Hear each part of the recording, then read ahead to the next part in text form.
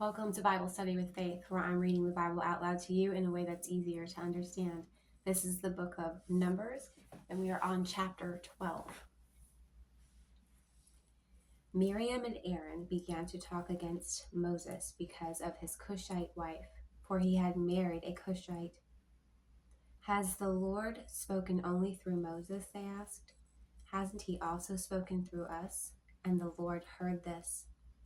Now Moses was a very humble man, more humble than anyone else on the face of the earth. At once the Lord said to Moses, Aaron, and Miriam, "Come out of the tent of meeting, all three of you." So the three of them went out. Then the Lord came down in a pillar of cloud. He stood at the entrance of the tent and summoned Aaron and Miriam.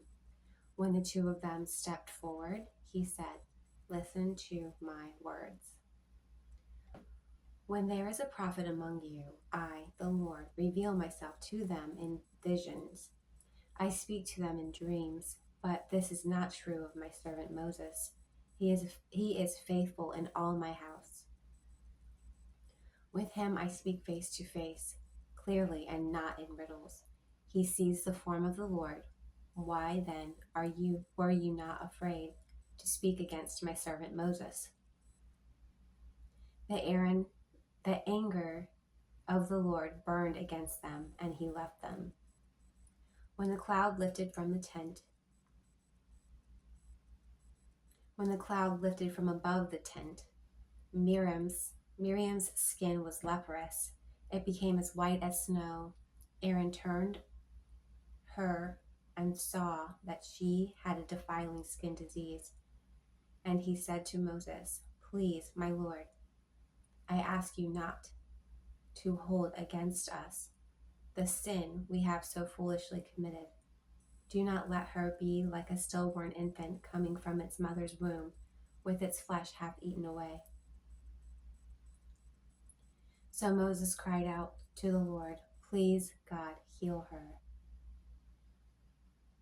The Lord replied to Moses, "If her father had spit in her face, would she not have been in disgrace for 7 days?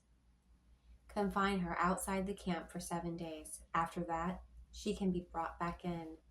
So Miriam was confined outside the camp for 7 days, and the people did not move on till she was brought back. After that, the people left Hazeroth and encamped in the desert of Paran. That was a really fast read.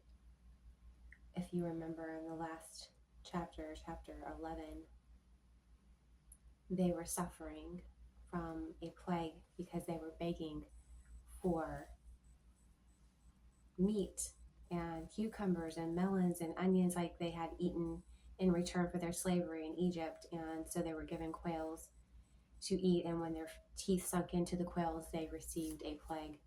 So many of them died. They moved on to the next city, and now they're cursing the name of the Lord. And Miriam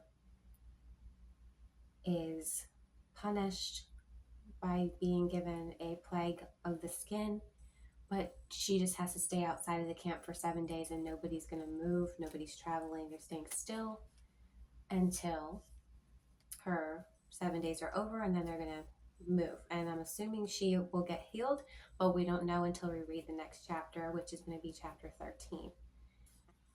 That is the end of chapter 12. I look forward to reading chapter 13 with you.